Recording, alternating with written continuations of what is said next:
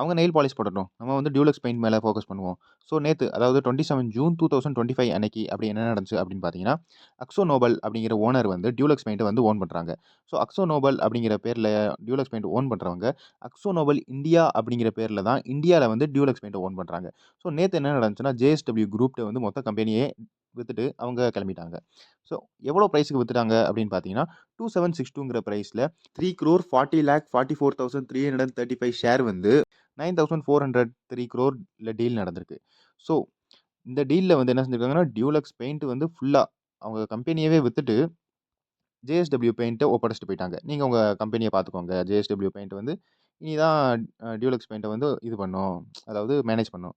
So இப்ப 7% வந்து market share own பண்றாங்க அக்ஸோ நோபல் இந்தியா. அதாவது டியூலக்ஸ் பெயிண்ட். அதாவது இந்தியால 100 பெயிண்ட் பாக்ஸ் விக்குதுன்னா, 7 பெயிண்ட் பாக்ஸ் வந்து அக்ஸோ நோபல் இந்தியாவோட விக்கும். ஸோ இந்த வீடியோல அவ்வளோதான். அடுத்த வீடியோல பார்ப்போம். நான் தான் ஸ்டாக்கர். Good bye.